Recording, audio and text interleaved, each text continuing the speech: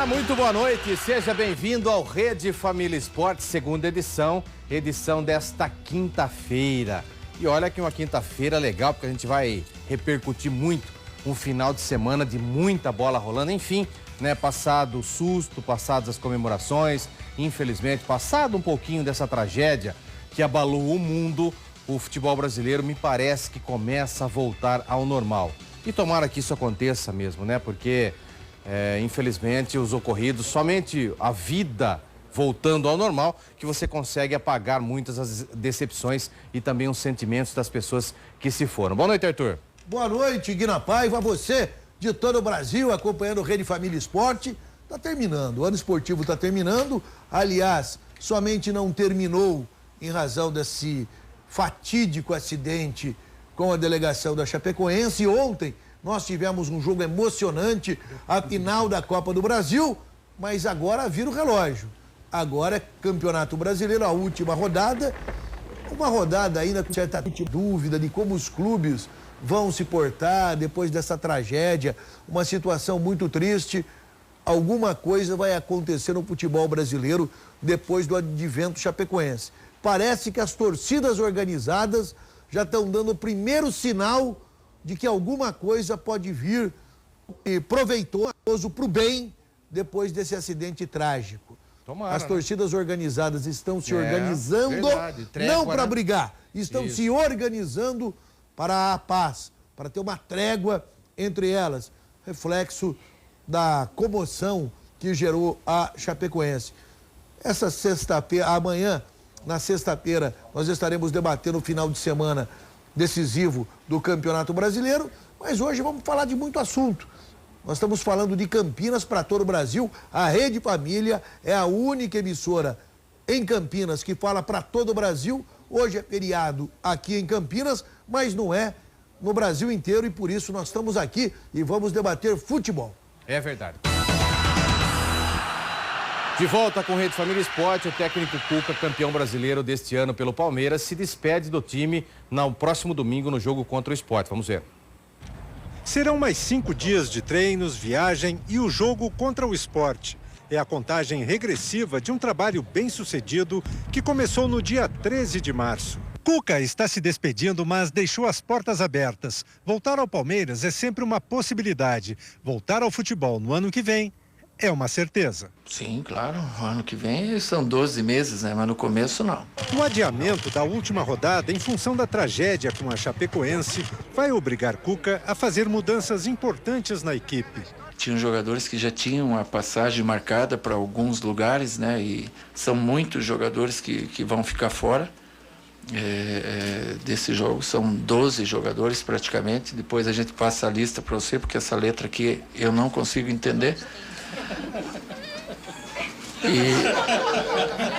O trabalho vencedor faz Cuca deixar o Palmeiras com a melhor das sensações. Saio com a sensação de um dever cumprido, sabe? De uma missão cumprida, mas que deixa toda uma base estruturada e organizada para o próximo treinador dar sequência a ela, né? Arthur, tá aí então o Cuca, né? O torcedor palmeirense ficou preocupado com essa situação, até porque o Cuca deixando, não sabe como é que vai ser o Palmeiras em 2017, né? Olha, o Palmeiras teve um ano bom de 2016 com a conquista do Campeonato Brasileiro, mas a gente passou todo o ano aqui criticando muito o Palmeiras. O Palmeiras fez um campeonato brasileiro de resultado, parabéns ao Palmeiras pelo título, mas eu continuo não gostando do trabalho do Cuca. Não que o trabalho do Cuca não seja um trabalho de excelência. Não é um trabalho positivo para quem gosta do futebol que eu gosto. Sim. Do futebol alegre, do futebol divertido, que busca a improvisação. O futebol moleque, né? É exatamente o que leva o torcedor ao estádio. Eu não queria que o Palmeiras fosse campeão com o Cuca. Eu não gosto do trabalho do Cuca. Eu acho o Cuca aquele treinador burocrático, aquele treinador do esquema tático definido, não é um treinador de improvisação. Agora ele está prometendo ficar um período fora. Eu espero que o Palmeiras melhore e evolua em 2017 e avalio que a transição do Palmeiras foi boa. O Palmeiras está fazendo uma aposta, o Eduardo Batista, que vinha dirigindo a Ponte Preta, é uma aposta, mas é uma aposta que eu apostaria. Eu torço para que dê certo. Não era a primeira opção do time do Palmeiras, que demorou para tomar essa atitude. A primeira opção era o Roger, né? Só que o Roger, o Atlético Mineiro, foi rápido. E eu tenho certeza que o Roger preferia vir para o Palmeiras. Também acho que sim, também acho que sim. Como o Corinthians demorou, que o Corinthians também poderia acho. ter contratado o Roger antes de ter feito as aventuras que ele fez após a saída do Tite. Mas eu espero que o Eduardo Batista consiga, dentro de campo, os resultados que o Cuca conseguiu e, além disso, fazer o time jogar de uma maneira mais alegre, mais espontânea. Só para quem ainda não sabe da notícia, né? Muita gente tá achando assim, mas o Cuca foi mandado embora, o Cuca tá sendo contratado por outro time. Não, foi uma opção. Há muito tempo o Cuca vem trabalhando ganhou muito, fora. Né? Ganhou muito. O Cuca ficou muito tempo na China, né? O Cuca vem de 5, 6 contratos anuais. Muito bons, milionários. E ele ficou muito tempo fora do país sem ver a família. Via-se muito pouco a família.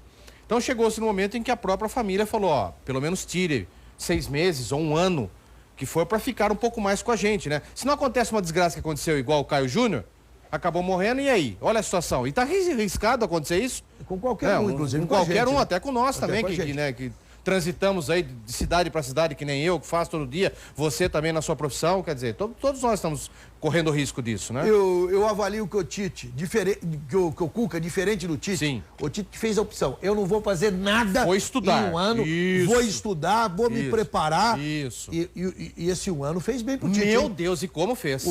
Como fez? O Tite, que era um treinador nota 6,5, 7, ele voltou treinador 8,5, 9. Melhorou muito. Em tudo. Ele melhorou, inclusive, nos conceitos táticos dele. Sim. Aquele jeito que ele só jogava, só pegando, fazendo um gol, recuando, não. O Tite que lembrava o Cuca, hoje não. Hoje o Tite lembra o futebol ofensivo, lembra o futebol brasileiro da Copa de 70. Agora, o Cuca podia fazer a mesma coisa. Sim, também acho. Pega a família, fica 1 ano na Europa. Fica 1 ano na Itália, em Portugal, onde você tem um bom, não tem dificuldade com a língua. Nenhuma, vai fazer o curso da FIFA. Vai na Espanha. Vai fazer o curso da FIFA. Para quem? A Europa, a Espanha e Portugal é São Paulo, Minas Gerais. Sim, claro. São Paulo, Paraná, muito pertinho. Seria positivo para o futebol até se o Cuca fizesse isso. Mas o que o Cuca sinaliza é que ele quer descansar no estadual e voltar valorizado no brasileiro. Isso, também acho. É isso que ele vai fazer. Acho. Diferente do Tite. O Tite recusou tudo. Ficou 1 ano, foi efetivamente 1 ano sabático. Agora o Cuca não. Eu também acho. Em coletiva de despedida, o atacante Gabriel Jesus comentou sobre o carinho que tem pelo Palmeiras. Põe na tela. Quais as boas lembranças que você leva daqui para a Inglaterra, que ficam na tua lembrança em relação ao Palmeiras? Todos os dias, desde o primeiro dia que eu cheguei da base, vim treinar, todos os treinadores que me treinaram, Osvaldo, Marcelo, Cuca, o Alberto também, todas as comissões, todos os jogadores, eu levo o Palmeiras inteiro na minha vida, porque é um clube que, como eu sempre digo, me abriu as portas, fez com que me desse a oportunidade de demonstrar meu futebol e ajudá-los, assim como me ajudou. Então, minha lembrança do Palmeiras vai ficar eterna na minha vida, e toda vez que eu pisar no Brasil, em São Paulo, um dos primeiros lugares que eu vou ir é no Palmeiras.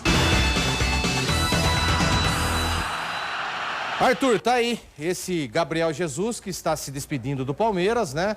O Palmeiras vai sentir falta de um menino como ele, hein? Lógico que vai sentir. A gente estava falando no futebol alegre e um dos poucos do Palmeiras que fazia esse futebol alegria era o Gabriel de Jesus, que aliás demorou para virar titular do Palmeiras. Demorou para alguém ter confiança e deixar o Gabriel de Jesus com condição de ser titular absoluto do Palmeiras. Precisou muita pressão, principalmente da torcida. A torcida pressionava, a imprensa pressionava, e o Osvaldo de Oliveira, quando era treinador do Palmeiras, não tinha jeito, ele não escalava o Gabriel de Jesus, que só veio ser referência de titular esse ano com a camisa do Palmeiras. E que coisa, né? Você vê, né? O Gabriel Jesus, que teve uma boa passagem pelo Palmeiras, começou bem no Palmeiras, fazendo gols. E não sei se o fato dele ter sido vendido precocemente fez com que o Gabriel somente fizesse um golzinho no final, no último jogo dele. Desfocou, né? Tirou o pé do acelerador. Mas não pode. Então entrega logo, como se diz, entrega a mercadoria logo, né? Isso. Não fica com a mercadoria mas isso é para tirar o pé. Isso é sintomático. Os mais antigos vão lembrar do seguinte: a seleção brasileira de 74 talvez fosse até melhor que a de 70. E o Brasil jogava em 74 com 3 grandes jogadores.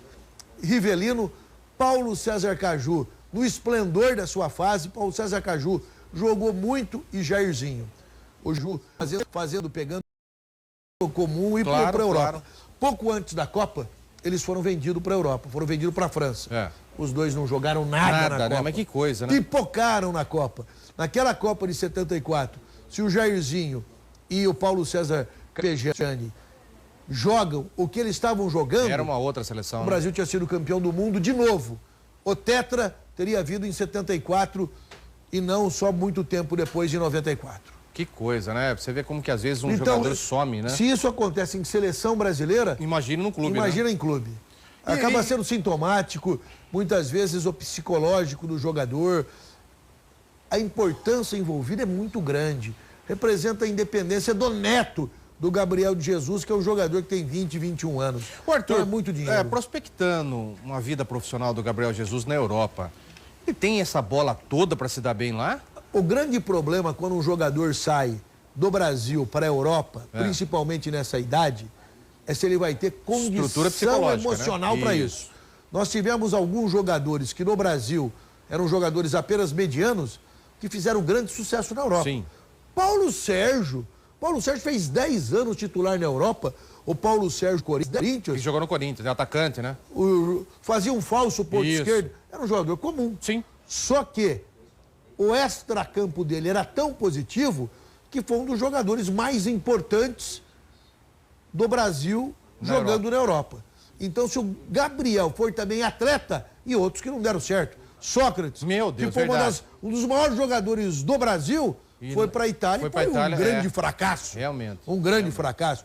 Se o Gabriel tiver essa condição emocional e for atleta... E não pode falar do Sócrates, que não tinha um perfil psicológico, que o cara... Não, ele tinha um perfil intelectual. Psicológico não. Esse era o problema. Manguaçava muito. Ele não era... Profissional. Ele não era atleta. Ele era só jogador. Sim. Então, para você fazer sucesso na Europa, você precisa ser atleta. A gente tem exemplos aqui no Brasil. Alguns jogadores que, se tivessem a condição de atleta, teriam disputado 4, 5 Copas do Mundo. Há muito evidência hoje, mais pelo que ele fala do que pelo que ele produziu, é o Neto. Se o Neto fosse disciplinado, o Neto tinha disputado 4 Copas do Mundo. Enquanto os jogadores medianos foram campeões do mundo, o Neto não disputou Copa do Mundo nenhuma. Até pelo extracampo dele, né? Porque um extracampo ruim, não se preparava, não se condicionava como atleta.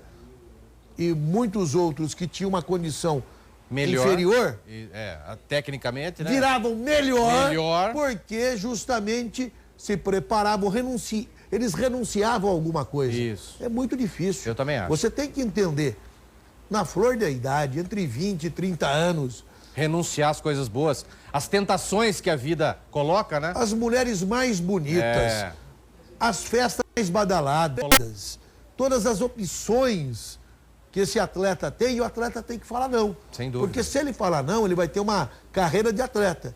Se ele falar sim, ele vai ter uma carreira de atleta boêmio. E o reflexo virá depois. Não tenha dúvida nenhuma. Também acho. O técnico Zé Ricardo deu sequência aos treinos da equipe, visando conquistar a vice-liderança do Brasileirão. Põe na tela. Para vencer e seguir na briga pela liderança do Brasileirão, os flamenguistas precisam pressionar o adversário desde os primeiros minutos. Em termos de escalação, segue o mistério no Flamengo, uma vez que o técnico Zé Ricardo, mais uma vez, fechou o treino tático que comandou na manhã desta sexta-feira no Ninho do Urubu. O rubro-negro tem muitos problemas para este compromisso. Paulo Vitor vai mesmo ser substituto de Alex Muralha, que está servindo a seleção brasileira nas eliminatórias para a Copa de 2018. O lateral esquerdo Jorge, desfalque por conta de acúmulo de cartões amarelos, vai ceder seu posto ao meia Chiquinho, que mais uma vez será improvisado no setor. Na outra lateral à direita, Pará segue como titular, retornando de suspensão. O Flamengo segue se preparando para o confronto contra o Santa Cruz neste próximo domingo, às 9 da noite, no horário de Brasília, no Pacaembu, em São Paulo, pela 29ª rodada do Campeonato Brasileiro. Arthur, tá aí o Flamengo, só lembrando, pega o Atlético Paranaense num confronto em que se o Atlético perder para o Flamengo e se o Corinthians ganhar, toma a posição do Atlético. E tem o Santos. Tem o Santos, que o Santos tem uma baba no final de rodada, na última rodada, pega o América Mineiro.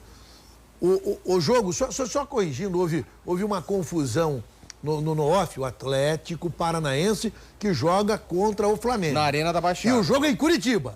E o jogo é em Curitiba. Isso. Se o Flamengo empatar e o Santos ganhar do América Mineiro, o vice-campeão vai ser o Santos. Por isso que o Flamengo tem que ganhar. Eu tô achando que o vice-campeão vai ser o Santos, mas também é apenas simbólico. Você lembra quem foi o campeão brasileiro do ano passado, do retrasado, mas o vice ninguém lembra. Então é apenas simbólico.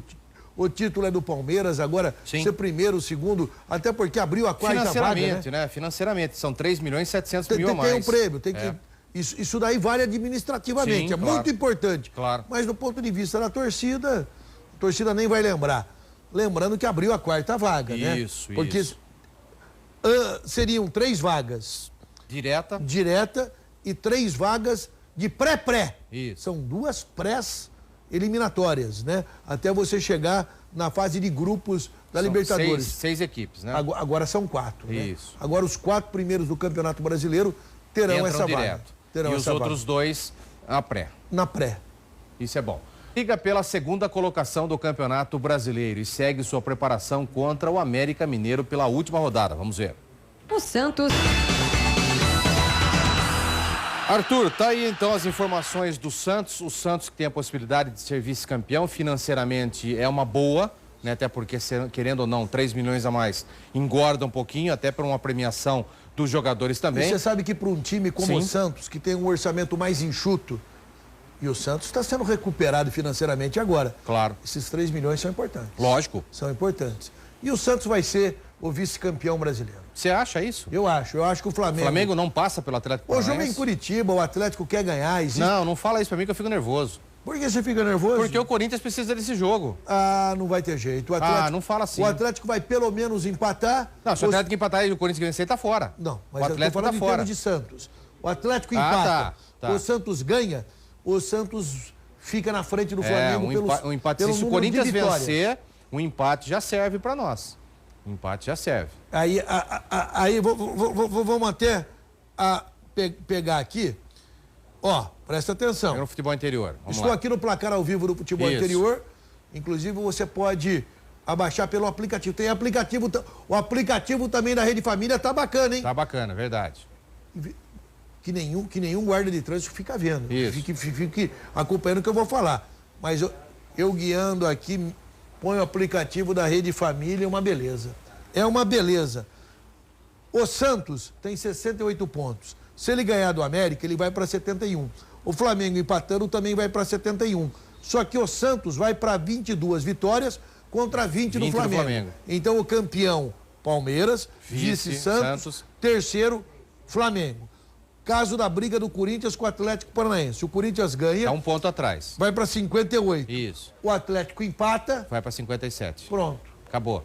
O empate já serviria. O empate desde que o Corinthians vença o seu compromisso. Desde que o Corinthians cumpra a sua missão difícil. De vencer o Cruzeiro lá em Minas. Em Belo Horizonte. Isso. Jogo no Mineirão. Jogo no Mineirão, no placar ao vivo, você já tem tudo.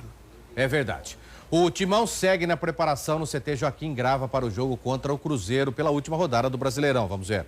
O torcedor corintiano pode contar com uma boa notícia. Após a chegada de Jô no Timão, a diretoria obteve uma resposta positiva dos empresários de Wagner e está mais próximo de acertar a contratação do meia de 31 anos. Livre do vínculo com o futebol chinês, o jogador curte suas férias antecipadas enquanto o acordo é costurado. Os valores estão praticamente acertados e o meia deve assinar contrato válido por 2 temporadas. O retorno de Wagner ao Brasil está previsto para o próximo sábado. Desta maneira, exames médicos só seriam realizados na semana que vem. A pedido de Oswaldo de Oliveira, o Corinthians busca a contratação de um meia experiente para o ano que vem. Até agora, visando as competições de 2017, o Corinthians anunciou as contratações dos atacantes Luigi, aposta do CRB, e Jô, de 29 anos, que volta ao clube após 11 temporadas.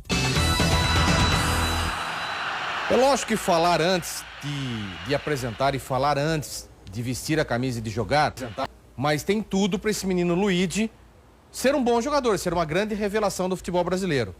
O Luigi foi o grande destaque da Série B. Sim. A revelação da Série B foi o Luigi. Parabéns ao técnico Mazzola Júnior. Aliás, ontem, Mazzola Júnior foi apresentado no Vila Nova de Goiás, fez um trabalho brilhante no CRB e ontem ele foi apresentado como treinador no Vila Nova de Goiás. O grande problema é o peso da camisa. Se o Luigi chegar no Corinthians com a mesma desenvoltura que ele jogava no CRB, esquece, o Corinthians vai ter um jogador de primeira linha. Se ele sentir a adaptação também difícil de quem vem do Nordeste para São Paulo, Campeonato Paulista é um campeonato de preparação. O Corinthians tem que usar esses jogos do Campeonato Paulista para ir dando condição para o Luigi. Se acontecer tudo isso, pode ser positivo para esse jogador que fez uma Série B brilhante. Mas o Corinthians precisa ser repensado. Nós fizemos na última segunda-feira um programa praticamente dedicado ao Corinthians, com informações exclusivas na última segunda-feira. Nossa, o WhatsApp bombando. Aliás, o ano que vem, o WhatsApp da Rede Família vem com tudo. O WhatsApp e também o Facebook. Sim. Mas tanto o Edgar Soares como o herói João Paulo Vicente deram detalhes. E o que eles conversaram aqui, para que você acompanhasse, dá uma dimensão de como está politicamente o Corinthians. E isso influi, isso interfere. Eu vejo da seguinte forma: ou tiram logo o presidente, o Roberto de Andrade, ou deixa ele lá. Essa história de impeachment, no impeachment, nós brasileiros sofremos isso nos últimos 18, 20 meses. Futebol é a mesma coisa. Também acho. Imagina o Corinthians começar o ano com essa instabilidade política. Não, mas acho que tem fim. Amanhã, sexta-feira, o Roberto de Andrade prometeu dar todas as respostas possíveis com relação ao questionamento. Não é esse. O problema não é esse. O problema não é nem a discussão se o Roberto de Andrade tem a legitimidade do que ele está falando ou não tem. Se do ponto de vista jurídico ele está certo ou não. Impeachment é político. Se dentro do Conselho houver uma movimentação forte, sim, as explicações do Roberto de Andrade vão entrar por um ouvido e vão sair pelo outro. Nós passamos isso no Brasil. É igualzinho, o impeachment é político. É um golpe político, né? É um golpe ou uma solução, depende do ângulo que você, dos dois jeitos você vai podem ver, ser né? golpe. Pode ser um golpe político ou pode ser uma solução política para uma crise. É. As duas vertentes são reais. Então, o que acontece?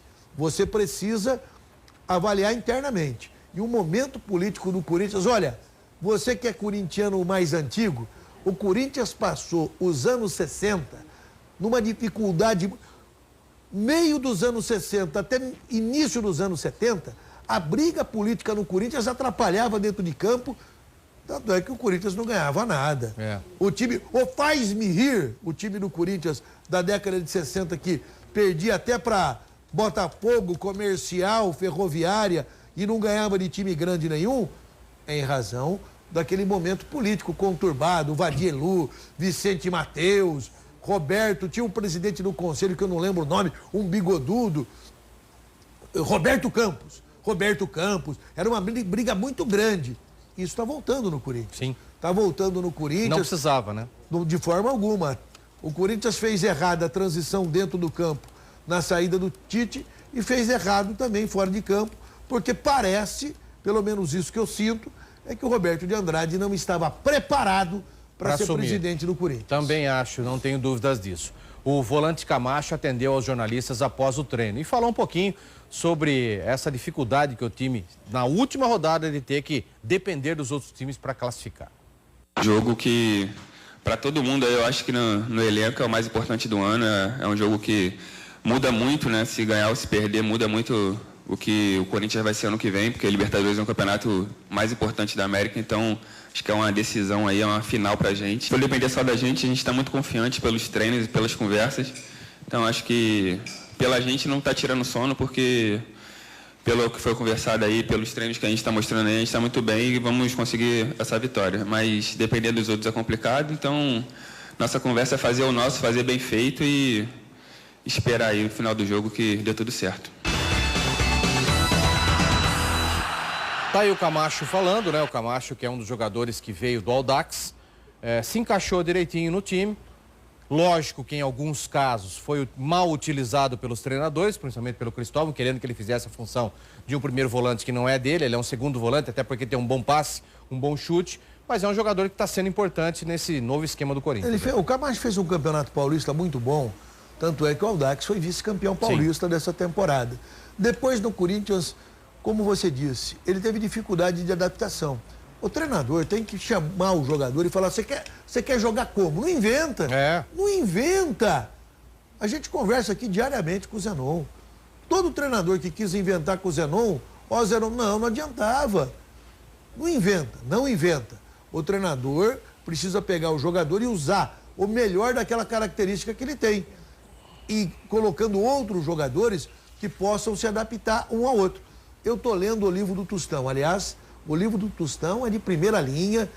Eu tenho divergências de pensamento com o Tostão. Mas o Tostão escreve maravilhosamente bem. E na Copa do Mundo de 70, o Tostão pelo lado direito e o Gerson pelo lado esquerdo fizeram um entrosamento perfeito. Verdade. E o Tostão conta no livro um detalhe que parece insignificante, mas que é de uma importância tremenda. Quando ele passou a jogar com o Gerson na seleção, o Tostão veio de um time do Cruzeiro que era fantástico.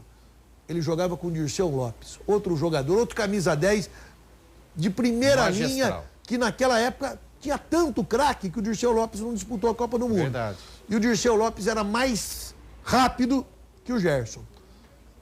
Depois de alguns treinos, de um outro jogo, o Gerson chegou pro Tostão e falou assim, Tostão, você consegue jogar com 2 toques, que com o Dirceu Lopes você joga com 1.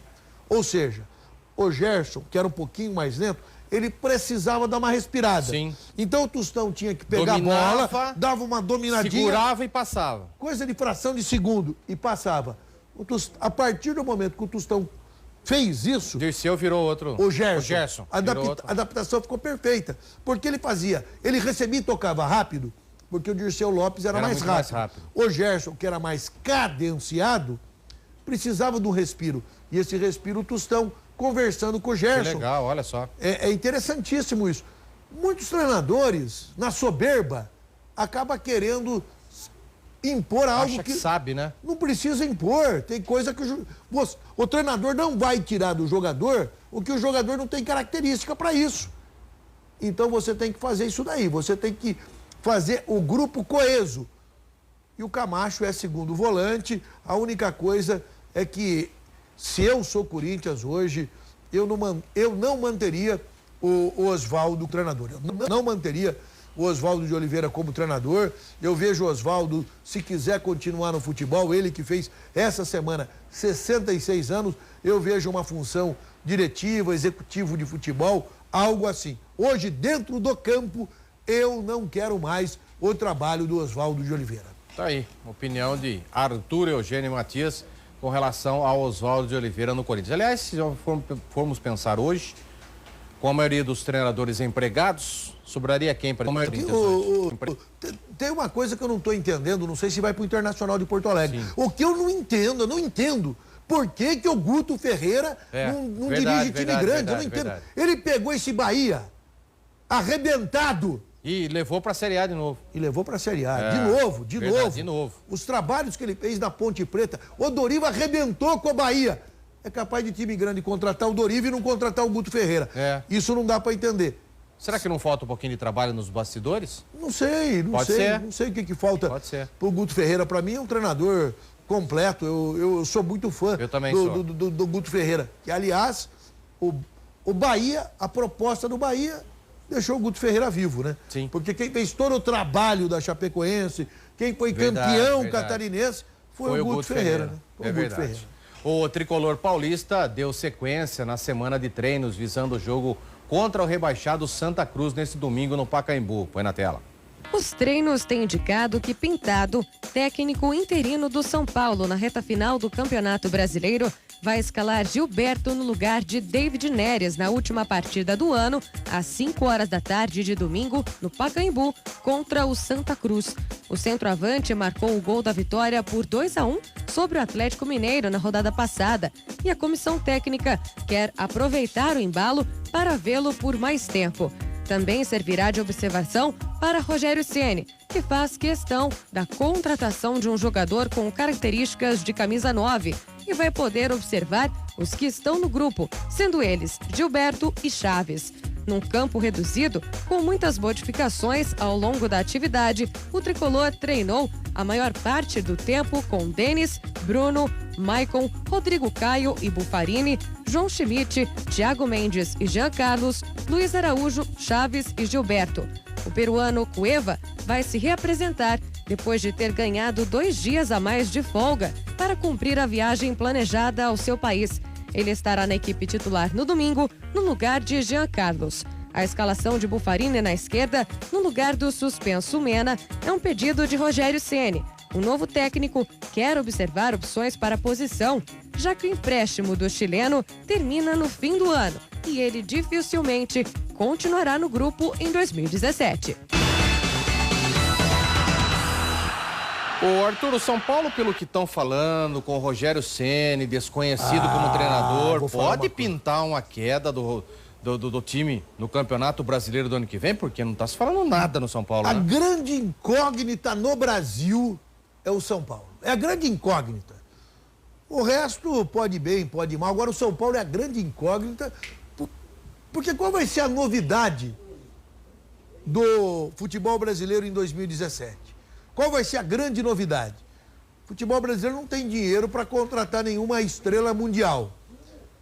Muito pelo contrário, o futebol brasileiro, até pela crise que o Brasil vive, a cada dia perde mais jogador para a Europa. Qual vai ser a novidade? A novidade vai ser Rogério Ceni como treinador. E o Rogério Ceni, eu vejo da seguinte forma. Novidade pro bem ou pro mal? Essa é a questão. Essa é a questão. Porque eu vejo o Rogério Ceni despreparadíssimo. Não sei nem se ele está preparado ou não, porque tem história de vários jogadores que saíram. Mas, Arthur, daí vai contra tudo aquilo que nós falamos o ano inteiro a respeito de treinador, Arthur. Nós trouxemos há 3 semanas atrás o Wagner Mancini. Sim. O Wagner Mancini saiu do campo e foi pro banco e deu certo. Só que tem vários outros. Zete foi um fiasco. Deus. Saiu do campo, foi pro banco, fiasco. Tem outros que se prepararam e também foram fiascos, porque não tem capacidade. Roque Júnior se preparou, fez curso na Europa, tentou fazer um curso na Lua, fez curso... Em Marte, em Saturno também não deu certo. Não deu certo. Então não tem, assim, um critério específico. Agora, a grande questão, eu não vejo o Rogério Ceni como treinador de futebol. Eu também não. Eu vejo ele como treinador do São Paulo. Se ele der certo, é no São Paulo. Vai ficar a vida inteira no São Paulo, então. São Paulo nunca mais vai ter treinador. Imagina o seguinte, imagina você, nós estamos falando para todo o Brasil. Imagina você, torcedor do Corinthians. Você quer o Rogério Ceni no banco? Não tem jeito. Não. Não tem Garanto jeito. que o Palmeirense também não quer. Ninguém Santista quer o também Rogério não quer. Ceni. O índice de rejeição do Rogério Ceni fora do São Paulo é 100%. Então eu não sei como é que vai ser. A grande novidade vai ser o Rogério Ceni. Há 12 anos atrás, o São Paulo também deu uma inventada. Ele pegou o Falcão do futebol de salão e pôs no campo. A grande expectativa era essa. Falcão. E foi um fiasco. Porque é diferente você jogar no campo e jogar no salão. E esse ano, a invenção do São Paulo é Rogério Ceni. Não fala para ninguém. Mas eu tô torcendo para dar muito errado, hein? Eu tinha certeza que você ia falar isso. De volta com Rede Família Esporte, as principais torcidas organizadas dos 4 grandes clubes de São Paulo firmaram um pacto de paz para acabar com a violência no futebol. Acompanhe. As principais torcidas organizadas dos 4 grandes clubes de São Paulo firmaram um pacto de paz para acabar com a violência no futebol do estado. Líderes das uniformizadas procuraram Elizabeth Sato, diretora do Departamento Estadual de Homicídios e Proteção à Pessoa, de maneira a dar um fim às constantes brigas entre os rivais. A ideia dos organizados é priorizar a festa nos estádios e deixar de lado a intolerância. No último domingo, representantes das principais torcidas foram à Praça Charles Miller, em frente ao Pacaembu, para demonstrar apoio e solidariedade à Chapecoense. Lado a lado, sem qualquer registro de problemas, Mancha Verde, Gaviões da Fiel, Independente e Torcida Jovem estavam juntas. A ideia das organizadas é que o diálogo com o Departamento Estadual de Homicídios e Proteção à Pessoa seja o início de uma conversa com o Ministério Público em relação à paz no futebol paulista. A ideia das torcidas é fazer campanhas preventivas, conscientizar os próprios sócios e controlar melhor os atos de cada um. Neste ano, os clássicos no estado de São Paulo passaram a ser realizados com torcida única, justamente para diminuir a violência. O fato foi consumado após um homem ter sido morto em abril em uma estação de trem em São Paulo, antes de uma partida entre Palmeiras e Corinthians. Ô, Arthur, pode ser que essa tragédia tenha sido divisor de águas para a paz das torcidas organizadas? Na abertura do programa, a gente até estava comentando isso. Eu acredito que pode ser. Vai ter uma reflexão. O futebol não vai ser igual, não vai. O que aconteceu com a Chapecoense é algo muito chocante, principalmente pela forma que foi. O que aconteceu com a Chapecoense no mundo é uma tragédia. Um avião cair por falta de gasolina e matar um time emergente, isso no mundo. Tanto é que a repercussão foi mundial. Eu nunca vi nada com uma repercussão tão grande como o episódio da Chapecoense. O torcedor é humano. O torcedor que gosta de brigar, ele é humano. Vai mudar a situação. Também acho. Esse ano a gente trouxe aqui o Dr. Paulo Castilho para debater esse assunto. A polícia, o Poder Judiciário, o Ministério Público se movimentaram para, de certa forma, colocar ordem na casa. Torcida organizada não é para isso. Eu não sou contra dar calor em jogador, em treinador, em dirigente. Não bater, obviamente. Mas fazer uma pressão, torcida é isso. Agora brigar um se contra matarem, o outro. não dá. Não precisa ser amigo. Não precisa fazer... Convidar para ir na sua casa. Essa história que fizeram em Porto Alegre de um ficar do lado do outro. Não, torcida do Corinthians aqui, torcida do São Paulo aqui, torcida do Flamengo aqui, torcida do Vasco aqui, torcida do Grêmio aqui, torcida do Internacional aqui, torcida do Fortaleza aqui, torcida do Ceará aqui. Mas sem briga. Não precisa colocar tudo junto. Não tem graça. Bahia e Vitória. Um torcedor do Bahia, um torcedor do Vitória. Guarani e Ponte Preta. Um torcedor do Guarani, um torcedor da Ponte Preta. Vamos para Ribeirão Preto. Um torcedor do Comercial, um torcedor do Botafogo. Para com isso. Não vai ter briga. Mas não precisa também tentar fazer essa hipocrisia que tentaram fazer no Rio Grande do Sul. Transformar o jogo de futebol no jogo de tênis, né? Isso, aí não dá. A situação do Inter é tensa e dramática. O time se prepara para a última rodada do Brasileiro. E mesmo ganhando a partida, corre o risco de cair para a Série B pela primeira vez na história. Acompanhe. Até então poupado, o jogador Anderson aos treinos desta semana do Internacional e está liberado para o confronto do próximo domingo contra o Fluminense em um jogo que vai decidir ou não a permanência do Inter na elite do Brasileirão. O técnico Lisca promoveu um treino fechado no estádio Beira-Rio. A atividade foi aberta para a imprensa apenas nos 15 primeiros minutos, quando os jogadores faziam apenas o aquecimento no gramado. Apesar de optar pela privacidade, Lisca não tem muito o que esconder sobre o que pretende mandar a campo. Conforme os treinos da semana, as novidades devem ser a entrada de Alex na lateral esquerda e o retorno de Vitinho ao ataque, ao lado de Nico Lopes. Assim, o time deve ir a campo com Danilo Fernandes, William, Paulão, Hernando e Alex, Anselmo, Rodrigo Dourado, Anderson e Valdívia, Vitinho e Nico Lopes. O Inter enfrenta o Fluminense às 5 horas da tarde do domingo, no Rio de Janeiro, em um jogo pela última rodada do Brasileirão. O grupo de Lisca tem a obrigação de vencer para escapar do primeiro rebaixamento de sua história. A equipe ocupa a atual 17ª colocação na tabela com 42 pontos. Tem 2 a menos que o Sport, no 16º lugar, e 3 a menos que o Vitória, na 15ª colocação. Arthur, não vai adiantar nada uma vitória também se os adversários do outro lado também venceram e empataram as suas partidas. Eu vejo com dificuldade a situação do Sport Recife. O Sport Recife, vou pegar de novo aqui o futebol interior, o Sport joga na Ilha do Retiro contra o Figueirense.